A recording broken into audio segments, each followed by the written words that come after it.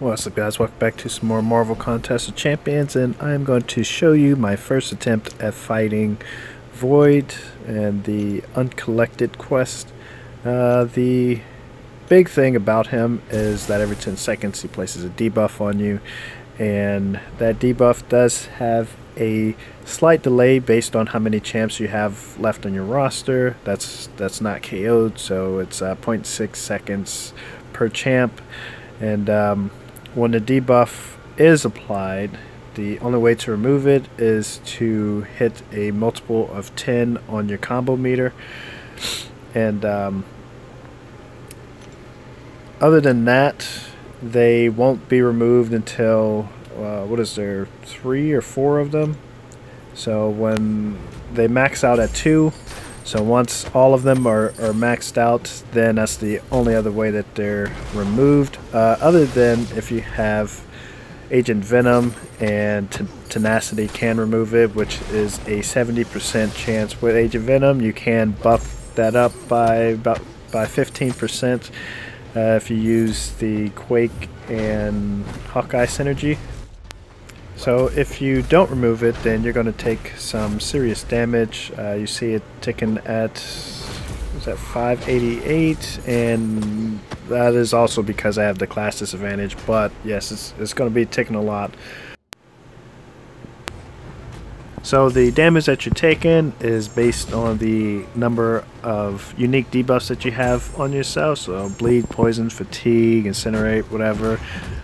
It's only going to, so if you have multiple stacks of one of those, so like you have multiple stacks of armor break, then it's only going to count that armor break just one time. But mentioning that, if you run a suicide, so if you run a double suicide, you're going to want to bring in somebody that has the double immunity, or if you have just one of the suicides, then somebody that's going to have immunity to one of those, because at the start of the fight you're going to start taking damage based on that. I guess Rogue wouldn't be bad if you have just the double edge, the one that does bleed, because she gets rid of the bleed pretty quickly.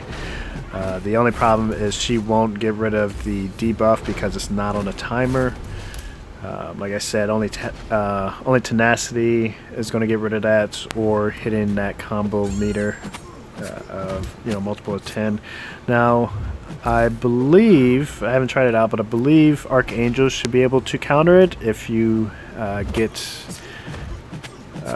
enough neurotoxins on them to do 100% reduction. The fight that I had using Archangel, I only got 1 stack of neurotoxins, so that only reduced him down to like 66% or something like that, so it's still applied. But if you get to 100%, then I think it won't apply. If you have Blade, obviously Danger Sense, then it won't apply. There's a good chance that it won't apply. Quake, I don't know. I guess it's possible if you're charging your heavy attack at the time that the timer is expiring, then I'm guessing that it won't apply. I'll have to try that out and see what happens.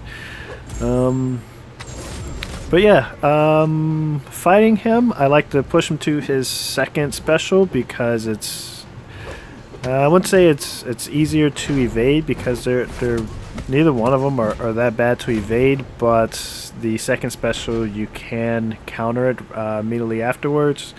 You come in and hit him, whereas the first one, I don't think that you can.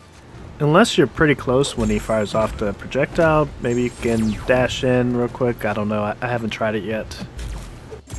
So possibly a good chance for fighting Voids. Power Control champs, Vision, all 3 specials have a power burn, but you're going to want to stick with the L1, L2. Hawkeye, L1 does power drain. Dormammu Magic, L2 does power drain and power lock. Additionally, Dormammu's second medium does a power drain. Magic, or I already said magic. Ghost Rider, L2 power drain, L3 power lock. Beast, if you can switch to acrobatic mode, then it's going to be a 50% reduction in power whenever you're striking the opponent. So they're going to gain 50% less power. Ability accuracy reduction, you have Archangel.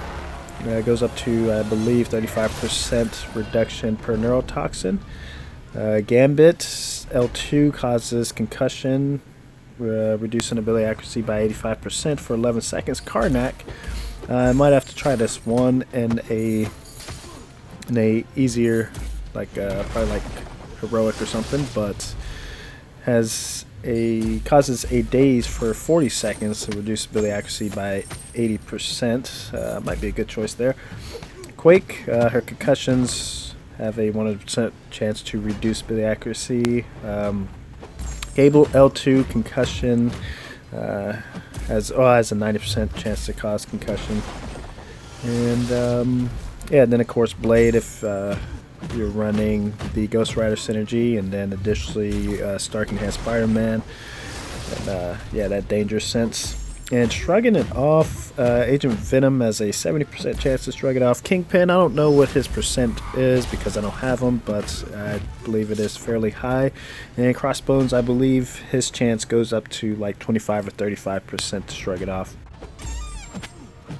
Additionally, the taunt from Stark Spidey will make it much easier to bait out specials, and then the heavy attack does have a power drain on it.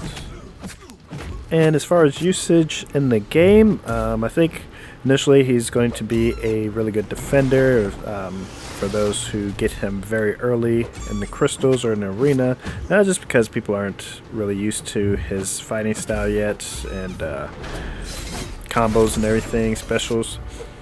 But once everybody is used to that and are running Blade with the Ghost Rider synergy, then may be best to have him on attack, because I feel like he's going to be doing a lot of damage, just because, like I said, it's per debuff on him. So like right there, when you cause the parry, you're going to be doing damage there, and every 10 seconds, as long as you're not getting hit with big combos, then every 10 seconds you're going to be adding a debuff up to 3. And additionally, there's a mastery, I can't remember what it's called, but it adds, I want to say, weakness.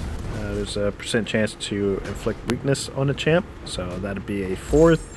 Like I said, parries, if they're running suicides.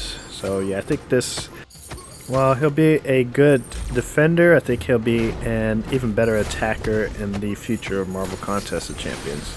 But yeah, anyways, I just defeated him in the video. So I hope you enjoyed the video. Take care. Have a great day.